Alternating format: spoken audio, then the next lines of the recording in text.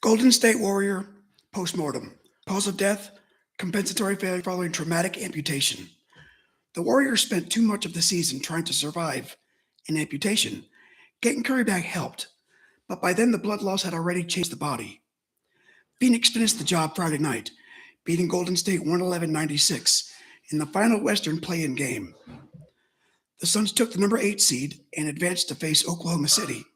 Jalen Green scored 36, Devin Booker added 20, Jordan Goodwin 19 with 9 rebounds and 6 steals. Golden State's season ended on the spot. Stephen Curry finished with 17 points on 4 of 16 shooting. Brandon Podds led the Warriors with 23, while Booker and Draymond Green were both ejected late after a fourth quarter exchange. The game didn't begin like a tragedy. It snuck up from the shadows. It walked in through the front door. Phoenix opened on a 13-2 run after Golden State turned it over 4 times. Then they stretched the first quarter lead to 33-15, while the Warriors shot just 30%, going 1 for 9 from 3. Golden State steadied enough to cut it to 50-45 by halftime because dynastic muscle memory is real, and because teams like this can still impersonate themselves for one half. But Phoenix led 69-53 with 5:12 left in the fourth, and when Curry cut it to 85-78 with 9:30 remaining, the Suns answered with the next 7 points. That was the moment this stopped being tension and became confirmation. And that's the key distinction for this autopsy. This was not a team that simply shot poorly then died. Poor shooting was the visible symptom. The deeper disease was emergency basketball. Golden State kept trying to solve possessions in a panic. The ball moved, but not always with purpose. The offense still searched for the old geometry, but too often it looked like a body trying to remember the shape of a missing limb. When a team lives too long in compensation mode, every miss starts producing second-order damage. Rushed decisions, forced passes, emotion leakage, bad floor balance, and other bad defensive scrambles. Another little cut that refuses to clot. That's an inference from the way the season unfolded and the way this elimination game opened then collapsed. The season record tells you this was not one clean accident. Golden State finished at 37-45. They went 15-26 on the road. In clutch games, they were 17-22 overall, including 9-14 on the road. They used 43 different starting lineups, and the weirdest part is that the underlying identity still looked like Golden State. In outline, first in three-point attempts, second in made threes, first in passes per game. The shell was there. The habits were there. The name tag is there. But the body inside the jersey was unstable. And that's where the amputation metaphor stops being cute and starts being accurate. Stephen Curry missed 27 consecutive games, and the Warriors went 13-26 in the games in which he missed. He returned only on April 5th after a 2-month absence tied to a right knee problem. And even then, his re-entry came with restrictions and adaptation. You can survive that kind of absence. Teams do it all the time. But survival is not the same thing as recovery.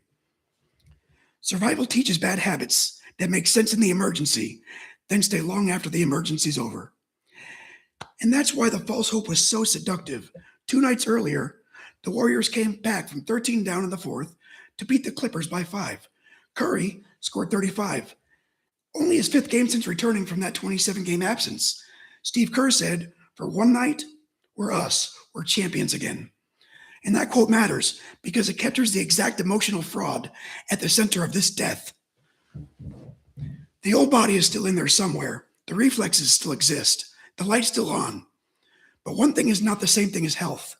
One night is not the same thing as structural integrity. One night is not a healed season.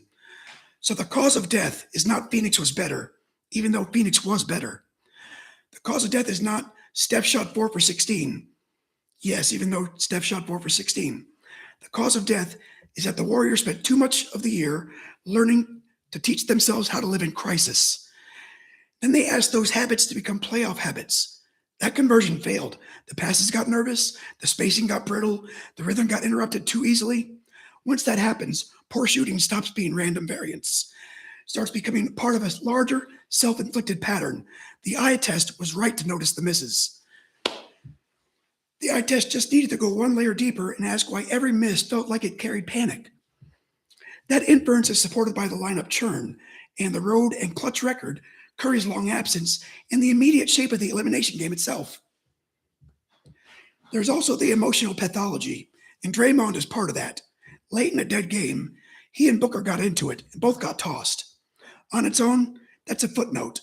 In context, it feels diagnostic. This team has depended on emotional voltage as fuel for a long time. At their peak, that voltage is the whole building. In a compromised season, the same current can cut the wiring short. The Warriors were built for controlled chaos when the talent advantage was overwhelming and the organism was whole. They're not the same organism now. Now the chaos turns inward. So here's the autopsy in plain terms. Symptoms: irregular rhythm, dependence on emergency shot making, instability under stress, and an almost reflexive drift from one bad possession into a full body panic. The season-long indicators were the 37-45 record, the 15-26 road mark, the losing clutch record, and the 43 different starting lineups. The game night symptoms were right there in the opening wound. 13-2 Phoenix, 33-15 after 1 for 9 from deep in the first quarter, and a star who never found clean air. False hope? The Clippers come back. Absolutely, the Clippers come back. Down 13 in the fourth, Curry catches fire. Kerr said the champions are back for one night, and everybody who has ever loved this version of Golden State gets to feel the old pulse return. False hope is not fake because it never happens. False hope is false because it can't stay. Time of death, officially, 111.96 at the final horn. But in reality, somewhere between Phoenix pushing the lead to 69-53 in the third and answering Curry's 85-78 cut with 7 straight points in the fourth. That was the stretch where hope stopped being a forecast and became a memory. What survives? Well, Curry still survives. The gravitational field surrounding him still survives. The fact that one great shooter can still bend a defense and a room full of emotions still survives. Podziemski surviving this game with 23 minutes, with 23 points matters a little too, because someone has to carry witness statements into the offseason. The larger thing that survives is more dangerous. The memory of what the Warriors used to be remains vivid enough to keep fooling everyone, maybe even themselves, into thinking recovery is automatic. It's not automatic. It has to be rebuilt. Curry's return and the Clippers' win prove the old signal still exists. The season record and this elimination game prove it no longer comes on command. Your official ruling: Phoenix completed the procedure. Golden State authored too much of the condition. And here's your close. The Warriors didn't die because the shots stopped falling. They died because after months of living in a body in permanent emergency, they no longer knew the difference between surviving the wound and reopening it. If you want the even harsher last line, the Warriors spent too much of the season trying to survive an amputation. Getting Curry back helped, but by then, the blood loss had already changed the body. Thank you all for watching, and I'll see you guys next time.